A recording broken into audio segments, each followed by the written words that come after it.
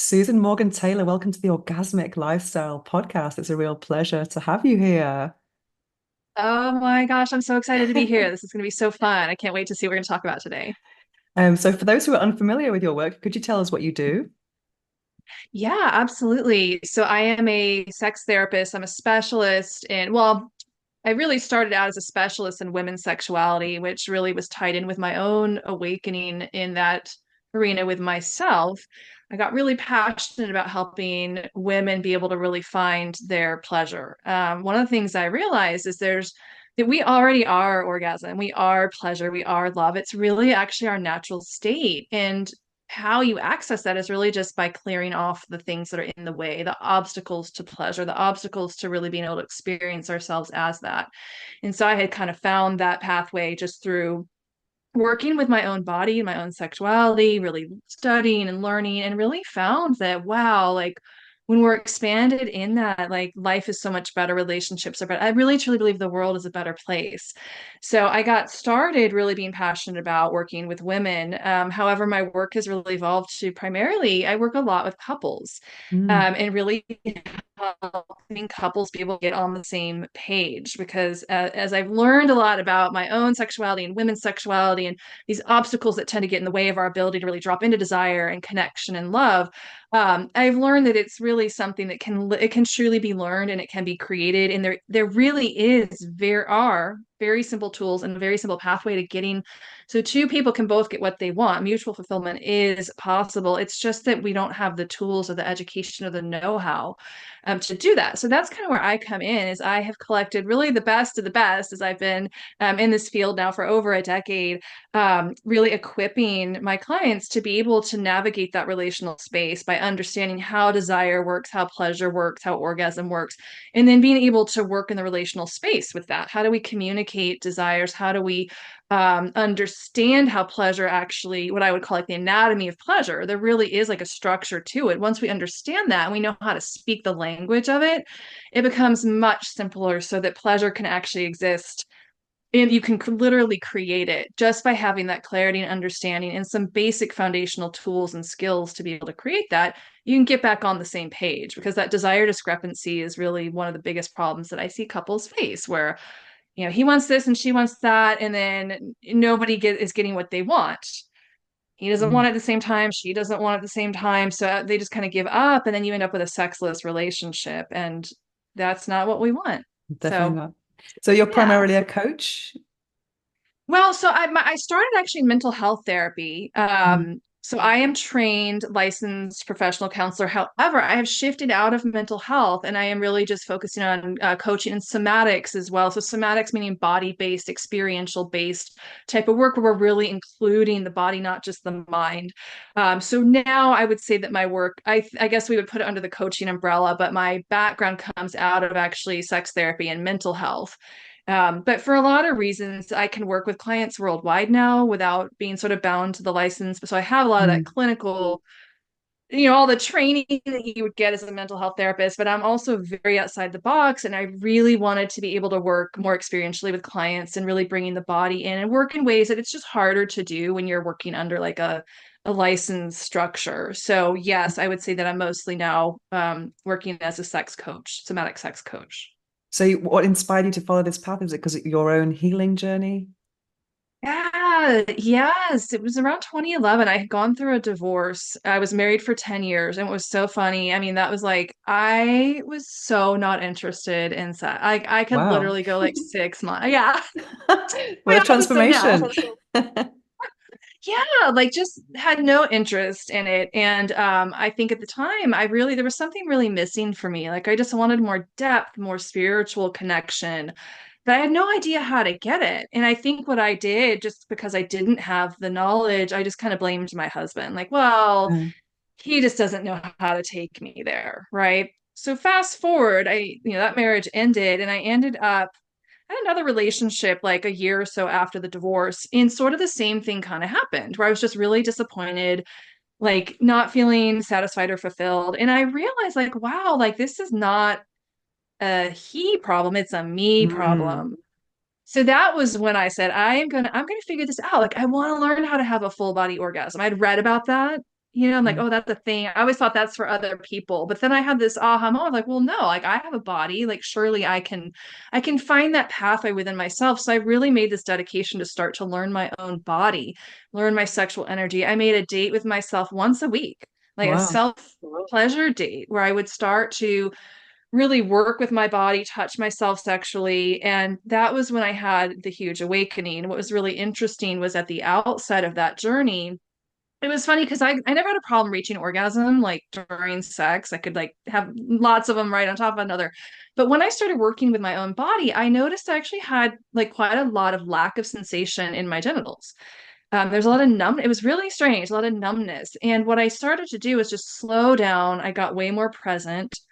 And I just kind of dropped into what was there, like this lack of feeling in my genitals. And one day, not long after I started on this journey, I had this huge release of just, well, there was first like frustration, like, why can't I Mm. feel something? And then just all this flood of like grief and tears. And it just all flowed out. And it kind of moved like out of my genitals up and kind of out my heart center, which is kind of where grief wants to come out. But for Mm. whatever reason, I had like stored it down there in my genitals. And so the emotion came flowing out. And what was fascinating was after I had that big release, I was able to actually feel more. So I became more sensitive. So I started to realize, like, wow, there's really something here around this emotional release. And fast forward a few weeks after that experience, I kept working with myself. I had a moment where I had this wave of sensation and vibration that literally started in my feet, rolled through my entire body, and all this love like poured, and this is just me by myself. I'm like not in a relationship at this point. Mm.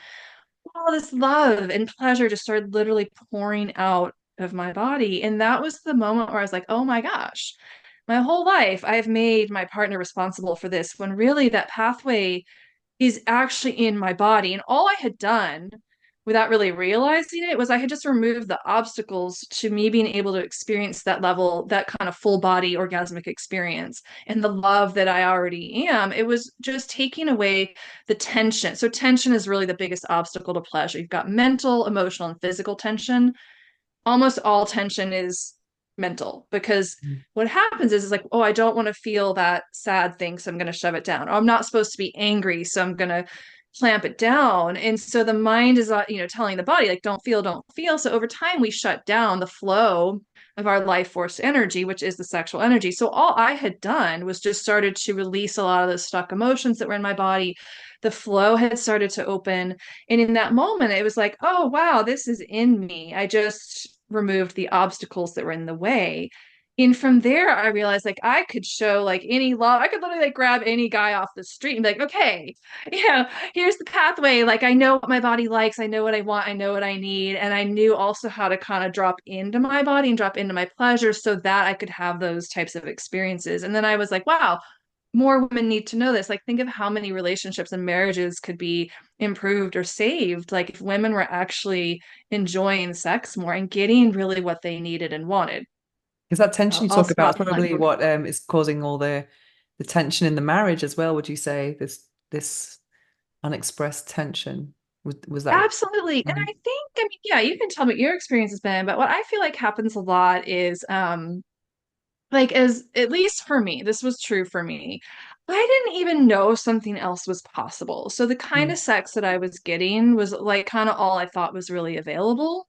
Some part of me knew something more was possible. I'm like, I knew I had this longing for something more and something deeper, but I had no idea how to get there.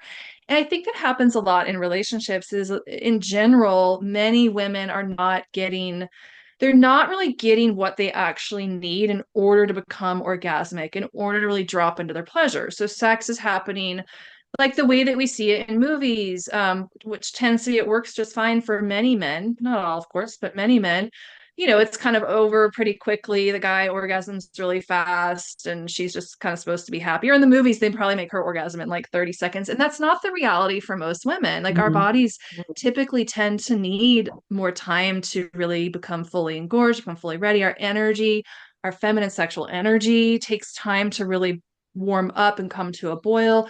So if sex is over in 2 minutes or 7 minutes or even 10 or 15 minutes, it's not enough time for her to really allow herself to drop into that space or be taken into that space where the pleasure actually lives. So that's a part of it. And I think the other piece also is the real resistance, because it can be very scary to be in that surrendered place. And we don't tend to have a healthy relationship with what we call like negative emotions. Like, I'm not supposed to feel angry during sex, it's supposed to be pleasurable. But really, the gateway into that orgasmic state and that deep surrendered pleasure is through the feeling state, through letting whatever's there flow, whether it's anger, grief, joy, pleasure, bliss, letting it all move through our bodies. That's what I believe anyway, is our gift as women, that we really like, we're wired for that, to let that just like run through all the whole range of expression of emotion and feeling. It's something that happens to me with me. Maybe you have the answer to this. I often cry during penetration. What's happening I love there? it. I love it. Thank you for being a crier, Venus. Oh my God, I do But too. That it's just really scares men strange because away. if it's a situation where I'm just like so full of emotion. And Yes. usually because I'm quite a sensitive A spot, so that kind of deep, like being filled and that connection. I feel Yes. like I've always felt this ever since like the second time I had sex, even though I wasn't spiritual back then. But I Yeah. felt it was like this jigsaw, like the missing piece to something. And now I think it's the divine, but I feel plugged into the universe almost. And if I'm connected to the actual person, that's even better. But it doesn't have to be. But it's just an incredible feeling of surrender Yes. and I cry, and sometimes it can be joy, but a lot of time is melancholy. Because I've just written down here because I'm Mhm. writing notes as you speak. See if you see me writing down, Oh, because great. some ideas have come to my mind. I think I have a lot of female friends I know a scarcity mindset as far as sex is concerned. Because people who are, let's say, women who are very in tune with their sexuality and they know their desire, they're just not getting the sex, like the amount, the quality, the quantity that they need. And it feels Yeah. very frustrating to be in a situation where apparently, everything's supposed to be easier with dating apps, but then you meet people who just want to have a different type of sex. So how can you have this conscious sexual experiences? It's very Oh, hard. And then time ticks away and you think, wow, 6 months without sex. Wow, a long more. It's just I know. and especially when you're doing it in my job, we obviously in this job, like it's sex all day. And then you're like, we want Let me real talk about it. sex. I'm just Right. We getting an actually want to affair with have all these sex. toys everywhere. We want the real Yeah, thing. I do. Yeah. I mean, I think there's a couple things in what you just stated. I think I'll respond to this most recent one here. I really think that as women, like, we are the ones that can really bring this piece in. But we have to do it by not being willing to kind of settle for less. Well, first, we have to know that something else is possible, right? Like, that Mm, more is possible. And I think a wonderful way to discover that is through self-exploration. Even if you're in a relationship, like, get to know your own body. I know some people have a lot of resistance to that. Like, oh, mm, I feel bad because I'm not giving it to my partner. But no, we have to know our own bodies. We have to discover what feels good and what's possible, and then bringing that into a relational space. So understanding that what's possible and finding that path of surrender within ourselves, and then being able to bring that into a relationship, like not settling for just 2 minute sex or mm, sex that's less than what we know is possible. And I think that's the trickier piece, is like, how do you bring that in a way where your partner's not feeling criticized or shamed or inadequate? One of the best ways that I didn't necessarily discover this myself because I've done it wrong with my partners a lot. Like, Can should you do do it that, wrong? like, here's the book. Like, no, don't buy them the book, but making it fun, making it like a game. Like, Mm, ooh, what turns me on is like, let's just, it's such a turn on for me when like you don't come right away.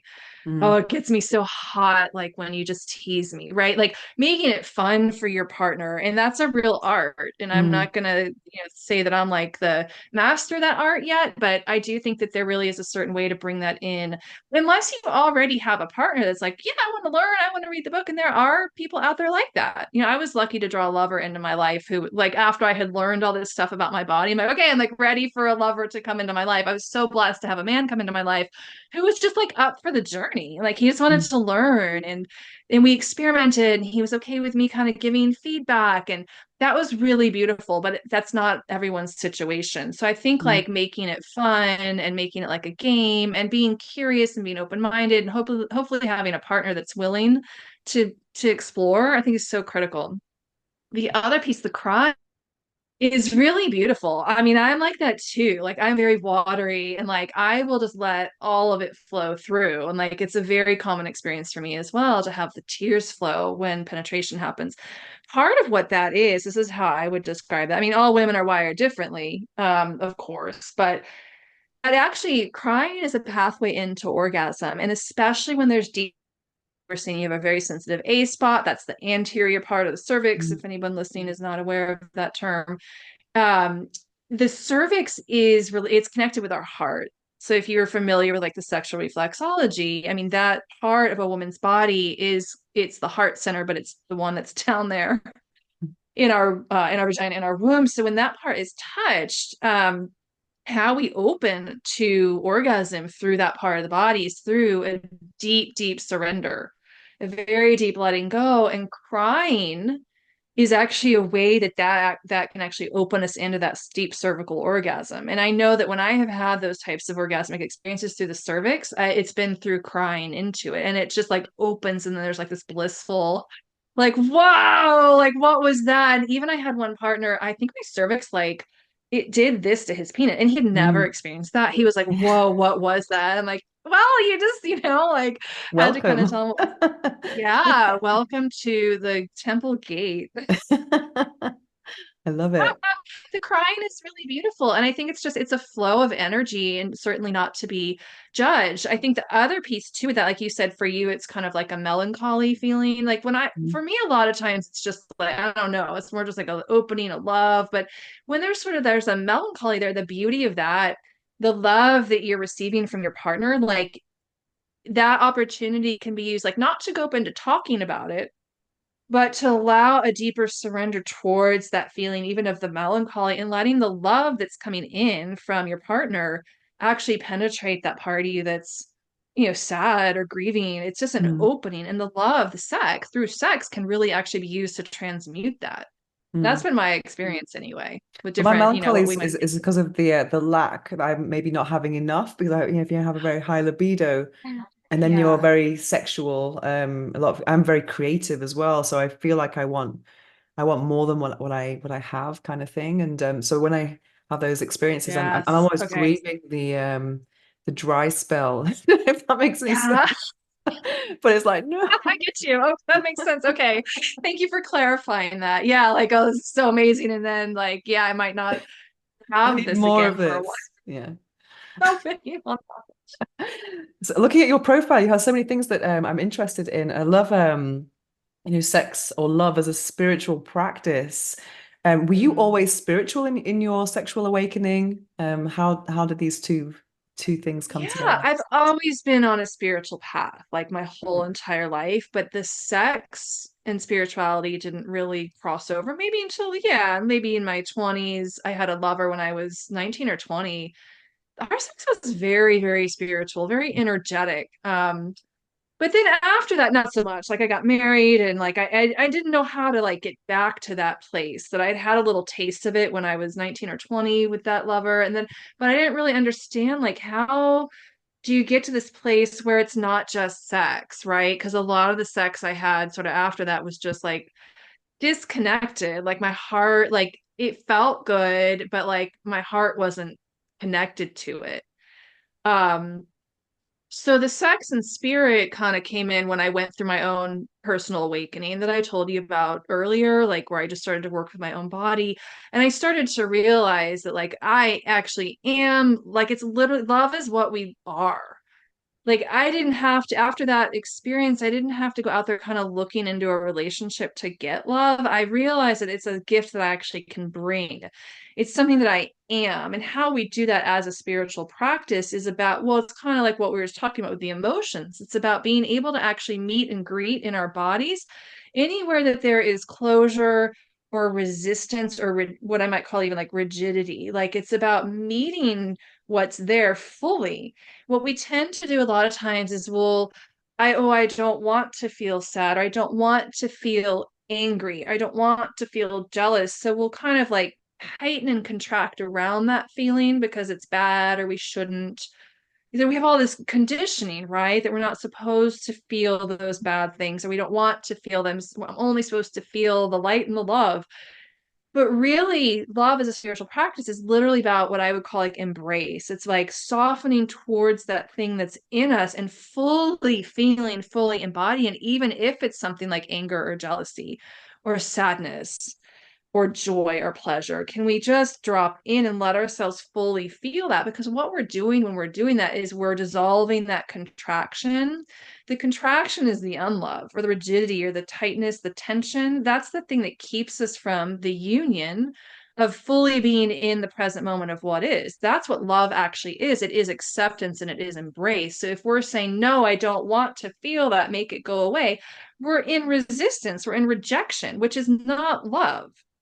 Mm, So this is kind of like, yeah, I mean, this is sort of like it's definitely a deep concept, but it's mm, also literally a lived moment by moment practice because we're always opening and closing, expanding, contracting moment by moment. So part of the art of love is to become aware in every moment. Oh, I just contracted. Oh, look, I don't want to feel. Can I soften? Can I soften? mm, Can I embrace? Can I drop towards? So inward and downward is the direction of energy, at least in the feminine spiritual paths. It's inward, downward, towards the body, towards the womb, including everything. The feminine includes everything because it is everything. It's not saying this is good and that is bad, this is light and that's dark, I'm only going to cling to the light. The feminine uses all of it as a pathway to open more deeply to the truth of what we are, which is love, or is what we might call God or the divine or the universe. I don't care what you call it. I mean, find a word or whatever works well. Even nature. Some people mm, just say trees and nature. Yeah, like I totally plug into that. So, but that truly is what it's all about, is that expanded state of full embodiment and the flow of life force through our bodies. That's the greatest gift, I think, and what we're here to do ultimately. mm, And that's love as a spiritual practice, is the embodiment of that and being connected to that and practicing. It's a practice. It's not something that just automatically happens. We get conscious of it. And so mm. anyway, that's kind of what that's Yeah, about. I've just actually written my fourth book about orgasmic manifestation. And you mentioned something about Oh, manifestation and sexuality on your website, I saw. And I just, at the same time, I just read The Secret as well, because I review books for this oh yeah. podcast. And what's really interesting about it is, you talked about love and light only. I think sometimes there's this pressure for people who do law of attraction, like only love and light. We can't think about anything Right. bad.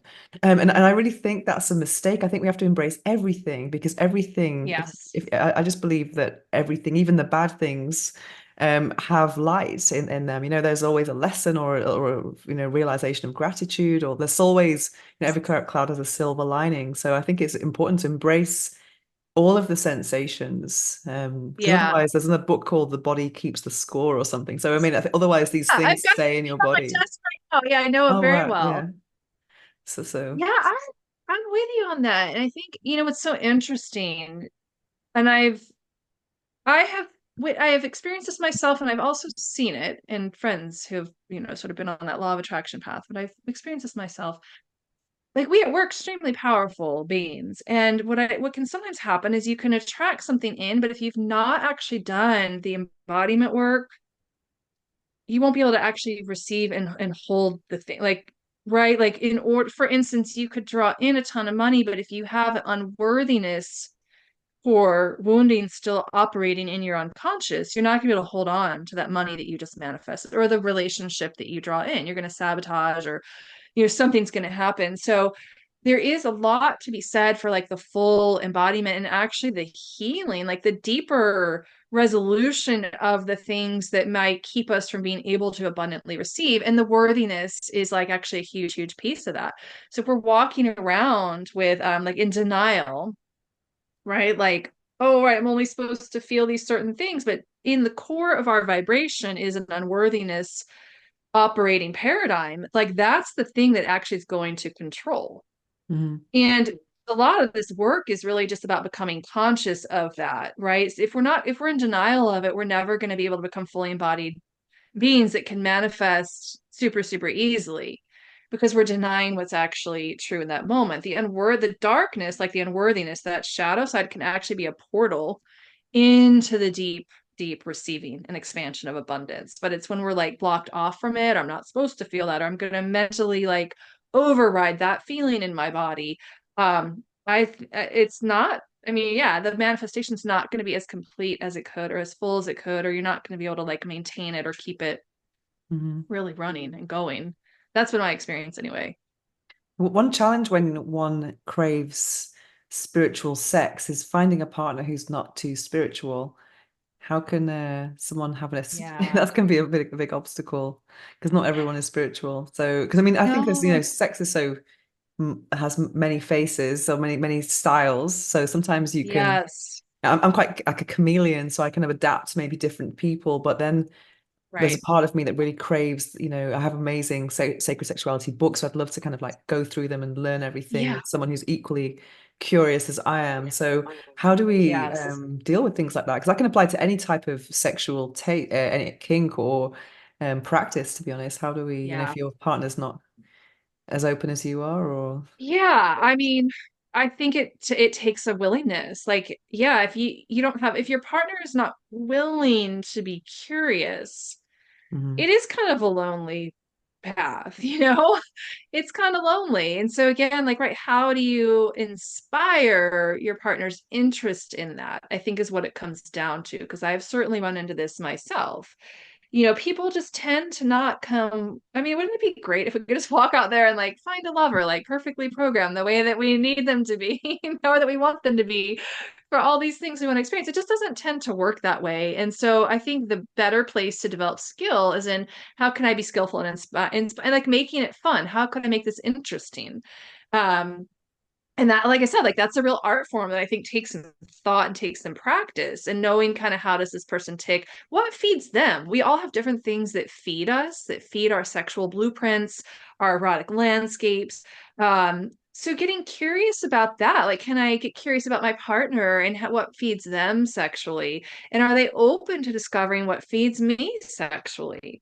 Right? Like we want someone that's at least willing to learn how to feed you in that way, Mm, and hopefully willing to expand in that way themselves, but at the very minimum, helping to feed you in that way. So it's learning, like learning to speak that language of what that is for you. And a lot of times with the sacred sexuality, it tends to be a lot of like energetics. Like if we're mm, wired energetically, like a lot of the tantra stuff really feeds very well into energetic people that are kind of wired on the energetic level because it's working with energy, it's working with spirit, it's working with the subtle flows in the body. One aspect of tantric sacred sexuality is like self-realization, personal development, and growth. And those are very, they seem to be very different than someone who maybe is wired more towards kink, let's say. mm, But that's how what feeds them. Those two things aren't necessarily as far apart as they may seem. They're both portals in to pleasure and also potentially portals in to like deep spiritual experiences. It's just that like the gateway in is different for each person. So it's more a matter, I think, of like learning to speak each other's language and finding out like what is your partner's erotic landscape, what is mine, and how can we really work together to feed that for one another. mhm. So what is the Pathway to Pleasure Collective? That's my business. So that has been my Mm, main sex therapy, sex coaching practice for the last 10 years. mm, Um, yeah, so right now that is just where my offerings live. So mm. I have different things. I have programs for couples. I also Do you do work with online women. I have courses or is yeah.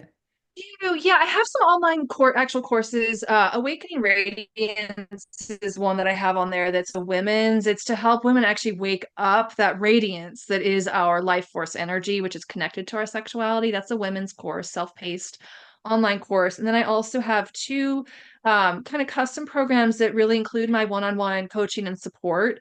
I have Back on the Same Page. That's my couples program where I work with couples that mostly have like a really great relationship, but they're really struggling to get on that same page in the bedroom sexually and in intimacy. So I work to really create a customized roadmap and I work with them and we meet one on one and they have a lot of curriculum they work through on their own. That's my couples program. Then I think it's Wake Up Woman is on there. That's my women's program. That one is totally dedicated to women. And a lot of what comes into that particular program is some of this love as a spiritual practice. Like really, how do we prime our bodies to be able to be capable to experience pleasure, desire, and arousal, but we're doing it through feminine spiritual practice and like really educating our own bodies and then learning how to bring that into the relational space, like with a spouse or a partner because I feel like so much of it for, well, really for anybody, but especially for women, is like learning how to up into the body, how to get comfortable feeling your emotions, that path of surrender. I mean, that's really what it is. And I think it's many times a little bit easier to kind of get some groundwork on that on our own, and then being able to develop enough trust in the relational space to allow ourselves to be opened more deeply by a partner. So that's what the Wake Up Woman is the course for women. And there's my one-on-one coaching in that as well, curriculum that I have online, 15 weeks. Very robust curriculum that really like covers all the bases, I Mm. believe. Everything you would need to like go from where you're at now, step one, like, not having orgasms, like all the way up to how to bring it into relationship and communicate, how to know what you want, use your voice, ask for what you want, and then be able to really step into a deeper sexual relationship that is more than quote unquote just sex, where there's a deeper connection happening. Mm. I definitely think so. Especially transcendental for me. It's like way goes way beyond the physical. It always has Yeah. really. It's a expression. So, do you do in-person things as well, or is it mostly online work? Oh, yeah. So I do in-person retreats. So I moved Oh, to the mountains wow. here. Yeah, I have it's just an absolutely stunning place. I live in the mountains of Western North Carolina. So I have started to do couples retreats. I'll do women's retreats as well, but mostly right now I have the Pleasure Keys retreat for couples. That's actually a group retreat where I teach couples the body of work, the pleasure keys, which are three really fundamental principles that we must really inform everything we do in terms of pleasure and connection and arousal and desire. And then I also work with a body of work called the Wheel of Consent, which you might be familiar Mm, with, or mm. some of your listeners, Yeah. I'm sure, have heard of it. I've done a lot of studying and training in that with Betty Martin and her School of Consent. So I bring in elements of that, and I'm really teaching couples how to access desire, how to use the voice, how to have the experience of negotiating positive touch experiences. Now, in that retreat, we don't do there's nothing sexual. It's all non-sexual touch. We do it through experiential learning so that the body actually knows. It's much more impactful than just like reading a book or using the head. You actually get it in, and you have to. That work can only be learned actually through the body somatically. So that's a group retreat that I do for couples. I do that a few times a year. I'll probably do my next one coming up maybe this fall. And I also do VIP weekends, customized VIP weekends for couples. It's 2.5 days, 3 nights where they come out here, have a beautiful space in the mountains, and I customize a retreat experience for them based on what their unique goals are. And that really the sky is the limit on that. So wherever they're coming in, whatever it is they want to work on or learn, I craft a really beautiful weekend where we're doing the sexuality coaching.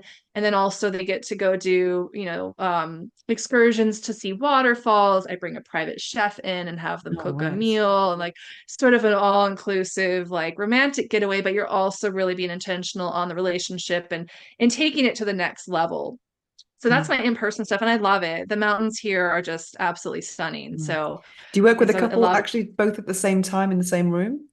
Or do you I ever do? do. Okay. Yeah. Yep. Amazing, amazing. Yeah. So a couple of quick questions I ask all of my guests. What is the book that changed your life? I'm a big reader, so Oh, yeah, yeah, very yeah. Oh, I interested read a in. lot. But in Yeah. terms of sexuality, the Mm. one book that literally changed my life, it jumped off. So I had made this declaration. I talked about this earlier. I said, I'm gonna just learn my own body, learn my sexual energy. I'm so tired of these experiences happening and I'm not fulfilled. I'm just gonna like set it on this mission and figure it out. Probably a week or two after I made that statement, I was up like at a yoga studio in Austin, Texas, where I used to live.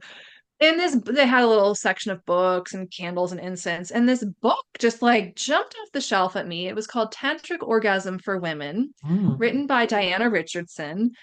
And I pulled it off and I don't know what it was. I'm like, I need this book. So I bought it just immediately. Didn't even like double think it. That book changed my life. And what it taught me was it taught me everything that I had been looking for, that thing like I want more, but I just don't know what it is or how to get there. That book opened me to it. And what the missing link was for me was this idea of what Diana Richardson talks about in this book of entering sex through what she calls the feminine element. So the feminine element is about relaxation. It's about non-goal orientation. So we're not Mm. rushing to get an orgasm. We're not rushing for climax.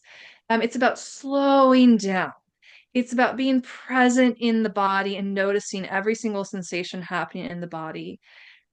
And that was the big, and she talked a lot about the dissatisfaction that a lot of women experience in sex, partly because men tend to ejaculate fairly quickly, and the feminine element is, like I said earlier, we need our bodies physically and physiologically need time to become engorged and to open, but the feminine energy needs time to warm up, to expand, and to open. And how much more a male partner will actually be able to access through her if he invests the time and the energy in opening her body.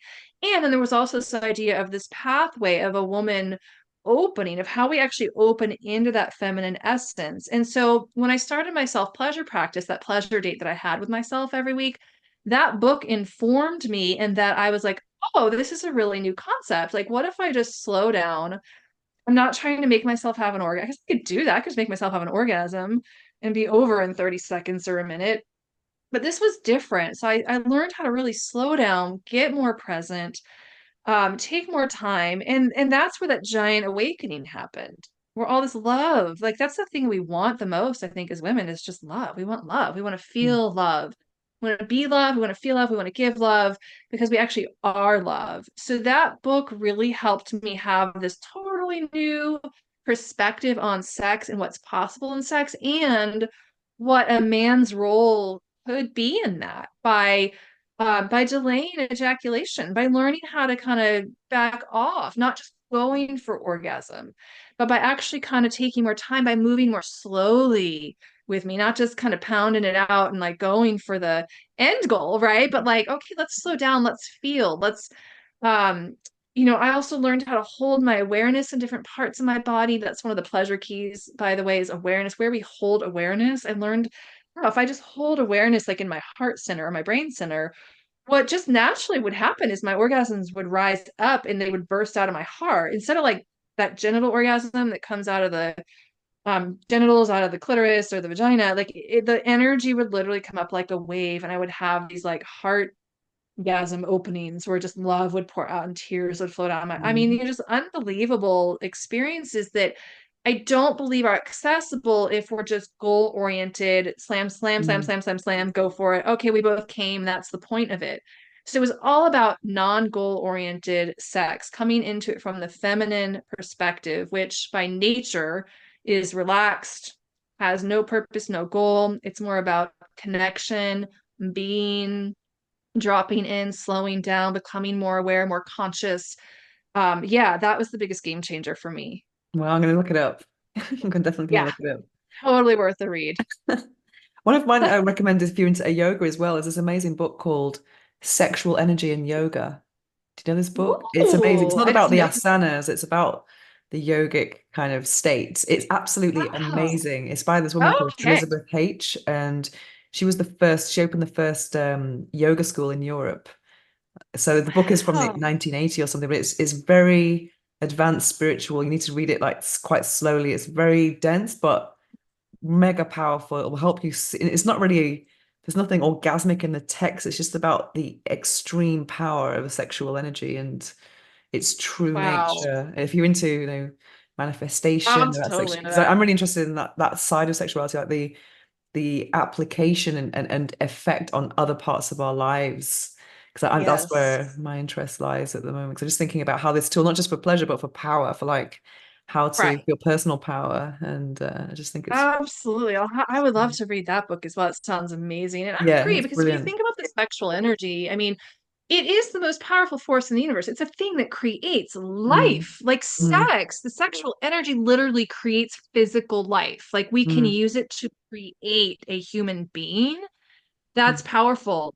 That is extremely powerful. But we can use it to create universes, I believe. mm, On the highest levels, that sexual force is at its highest level about literally generating and manifesting life, mm, not just kind of through the sexual organs and physical life, which is the most sort of obvious thing and where a lot of people get stuck, right? It's just, I mean, pleasure is great. Creating new life is amazing. I mean, that's powerful, but also like there's another way that that can be used, and like you said earlier, even for manifestation.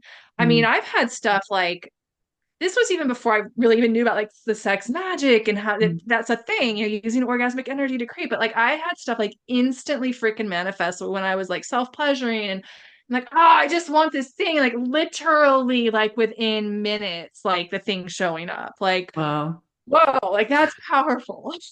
definitely. I've been doing that for about 6 years now. Sex Yeah. magic is amazing. Another question I ask everyone is what's the quote or affirmation that you live by? Yeah. It is the one that I love the best is oh gosh. It's a quote by Rumi and it's about bringing down uh soften what is rigid within you. I shoot, I'm botching it, but it's a quote by Rumi. Hmm. I think I have a version of it on my Facebook page. And it's really oh, do not seek for love. Do Mm. not seek for love. Rather, soften what is rigid within you. Mm. Because that is literally, and that's I'm botching the quote. Should have prepared for this better.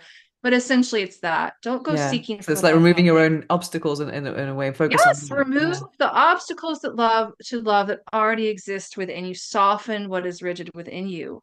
That is literally the practice of love. And if we all were doing that, it would be just a totally different world. Love is literally, it is our ability to bring that rigidity down and experience, I mean, out of denial of what's actually here. So at first, that might be what we call negative feelings, but ultimately, as we embrace, embrace, embrace, and soften, soften, soften, the only thing left is love. Mm. So that's amazing. And where can people find you? Oh, yeah. Thank you for asking. So Mm. my website's pathwaytopleasure.com. Mm. Also on Facebook under Susan Morgan Taylor and on Instagram, Susan Morgan Taylor. Amazing, amazing. So thank you so much for this conversation. It's been amazing. Yeah. Well, thank you so much, Venus. Thank you for the work you're doing in the world and for this platform and just for, yeah, for having me on today. This has been a lot of fun. Thank you so much.